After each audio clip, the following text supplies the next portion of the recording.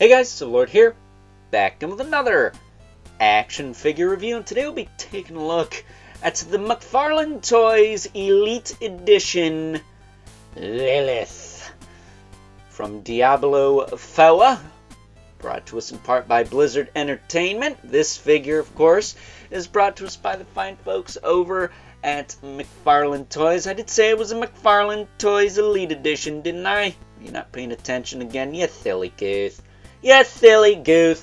That said, this is also brought to us in part by my dad, Mr. Brian. Got me this for my birthday, along with the Twin Mill Hot Wheels Transformers crossover figure, which review of that should already be on the channel, so please check that out if you haven't already. Would really appreciate it if you did. But this figure is also brought to us by my local GameStop, who's hit or miss when it comes to figures. They don't always have the latest and greatest, and sometimes have trouble honoring pre-orders. Infinite Crisis joke. But they did have this, and while she was rather dusty, she is actually kind of a celebrity because she appeared in a toy hunt video by fellow YouTuber Surdork, who is also up here in upstate New York, funny enough. So yeah, he did a toy hunt in my area, and this figure happened to be chilling at my local GameStop. So, you know, check out his channel when you got the time. He does a lot of cool toy hunt videos. I really appreciate that type of content being so close to me because, well, saves a lot of gas money, I'll tell you that much. So, with that being said, why don't we cut right to the chase and get into the meat and taters of this review and take a look-see at all Miss Lilith has to offer in terms of accessories, because there's a lot.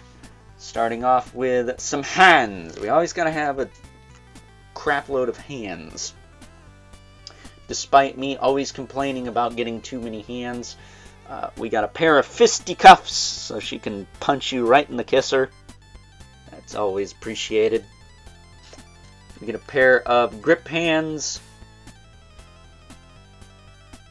one of which is a trigger finger for all the time she used an AK-47 and blast Tyrion's head off. Because that's the only other Diablo character I know of, aside from one more that we'll look at in a second here. We get a pair of kind of claw hands, which I almost used, but I gotta say, I like the open hands. I think they really fit the character. But these claw hands are pretty cool. And then we got some face plates, two of which are kind of basic looking. That would be these two. Not a lot of difference. One of them's kind of giving you the stink eye. One of them's not happy to be here. And then my favorite of the face plates is this one, and I hope I got the right one. Hard for me to see, okay? They're very small, but she's got blood coming out of her mouth. She's like, ah! That's the faceplate I used in the URL.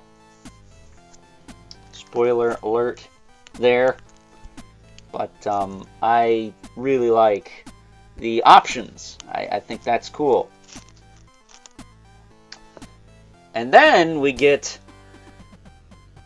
the skull of a character I wish McFarlane would make. This is, I don't think his name is Diablo. Is it just the Lord of Terror? But it's the Lord of Terror from Diablo 2 specifically, if I'm not mistaken. And this is a really freaking cool looking piece. I wish it had a jaw and a ball socket so I could put it on a Mythic Legion's Ogre or something, because this would look awesome on one of those, but it is what it is. I'm curious how big this is compared to the head on that third-party Diablo figure. What's his name? Big Devil from Hero Toys, which I don't have. Thanks a lot, T-Biz. That said, we also get a flight stand, which is, you know, the same as the DC Multiverse flight stands, except this one's not all loose, so cool. But, yeah, it's not going to really do her any favors, and we'll get into that. Top of that, we do get a collectible trading card. There it is that way if I had it upside down. There's a back. And there's a back if I had it upside down. Can't complain in the comments now. And after that, we have some rose petals, which I am leaving in this bag. It's kind of stupid that these aren't just like on a base plate or something. I mean, you could punch him out, you could throw him around as confetti, have fun with that, but it's kind of stupid. So, that'll do it for accessories. Of course, we have the wings, but those are meant to be attached to her at all times, so I'm going to leave them attached. Especially since it took me a bit of elbow grease and hairdryer action to get them on. So, Lilith. I'm going to tell you right now, she does not want to stand. She is going to fall over constantly. And that sucks, because she's not loose, per se, in the ankles, or even in the knees. Excuse me. But she is very back heavy because of these wings. And if these wings could hinge forward a little more, I feel like she'd be able to stand up. That is just me being optimistic, though. That said, she does have a hinge in the wing, and they can rotate, kinda, sorta. They're not the tightest things ever, but they're not the loosest. They're not just gonna fall right off, thankfully. But like I said, had to heat them up to get them on. They are not the tightest things. They are not the loosest things. This one, pretty much the same. There's not really like a click to the wings. So I would almost recommend, if you're going to keep the wings on, glue them on. You know, they'll stay in place. It'll be fine. Other than that, as far as the rest of her articulation goes, her head is on a really decent double ball joint. You can tilt up and down really well. Can rotate. And this is interesting. She's got like real hair on the back of her head here. That's like some 90s, like early 2000s McFarlane for you. That's wild that's like that. She's got mad tilt. Of course, the face can pop off and you can swap the faces out. Shoulders can pop out to the side about this far. You could probably heat this little piece up, and I might even do that to try and move the wings. I don't know. I don't know if I should move this up and try to hinge the wing a little further forward, because I don't think this is what's stopping it. I think it's just the joint is where it is. Her shoulders can rotate. She does not have beautiful butterflies, which is ironic for a McFarlane figure. She does have a bicep cut, though. That's nice and clicky. She's got double elbows. She can get about that far. She does have some nice soft goods on the arms there. Excuse me. Don't know what's going on. I'm not sick anymore. Son of a gun. She's got ball hinge wrists, which will move back and forth, as well as rotate in the arm, as well as in the hand itself. She's got a diaphragm joint. It's mostly a swivel.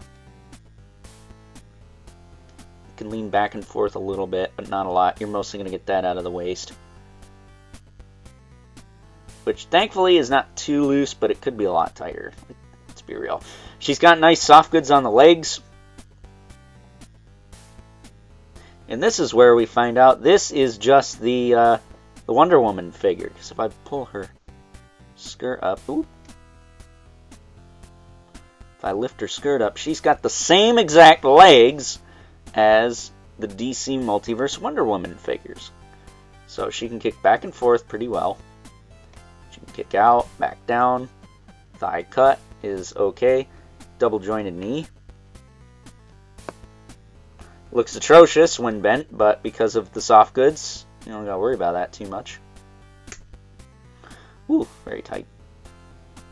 Hinge at the foot with rotation and pivot, as well as toe joints that are not too loose. Because like I said, the legs aren't loose, like at all. Her skirt is bunched up something awful though. There we go. Pull it down.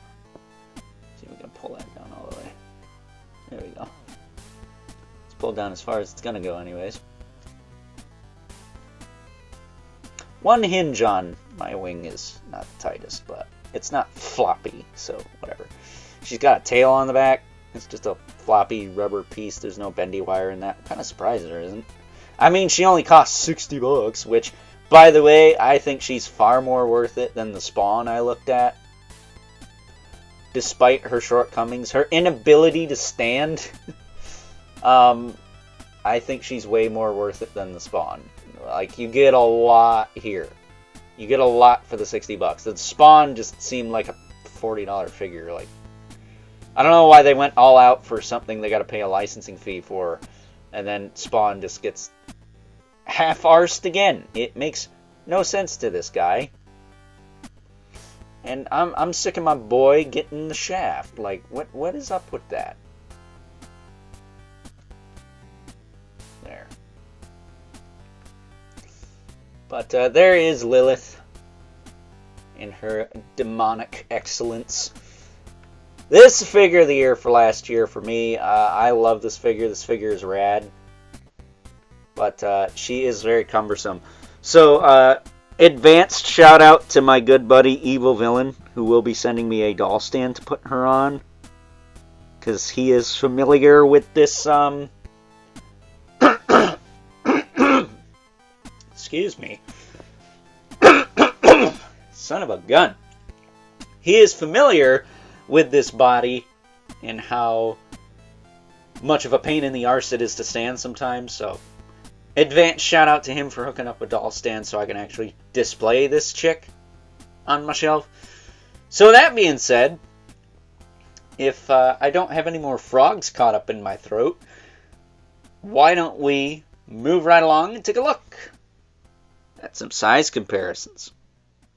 First up, here is good old Lilith alongside a couple of Spawn figures we've taken a look at here on the channel somewhat recently, within the past month or so, one of which being the Elite Edition Spawn. I'm going to stand by my previous statement in saying that Lilith feels like she's worth more of that $60 price point than Spawn here. I would also like to mention that I did not have the Necroplasm flame effect on that figure correctly in his respected review, so sorry about that.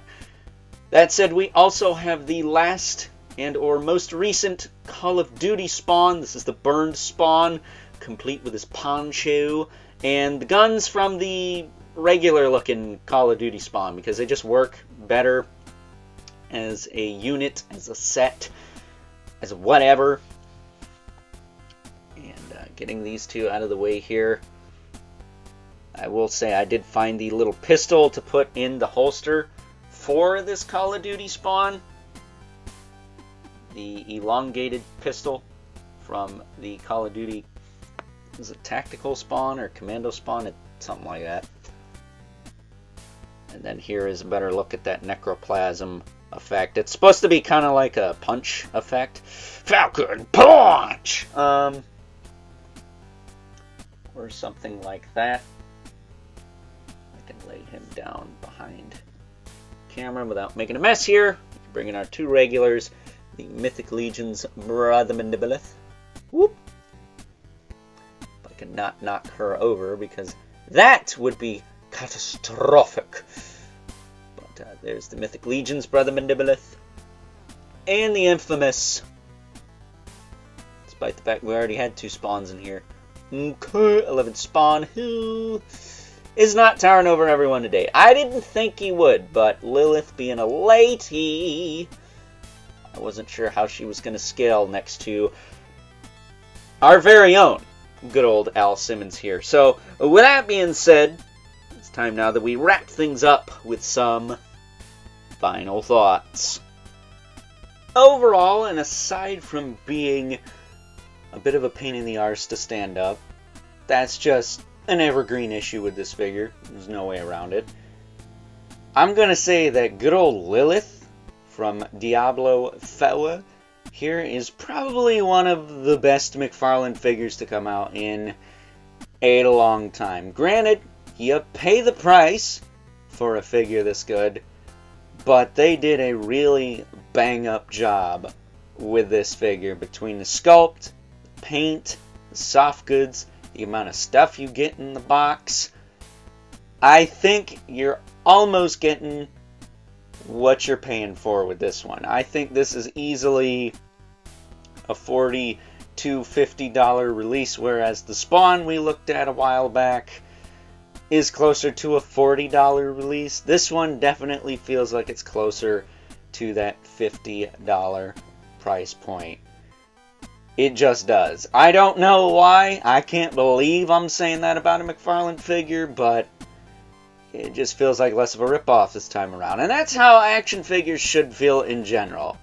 You know, I know they all can't be worth the price of admission, but it'd be nice if sometimes some of them were, and this one comes pretty close. So, with that being said, hope you guys enjoyed this review. Until next time, I'll catch you guys later.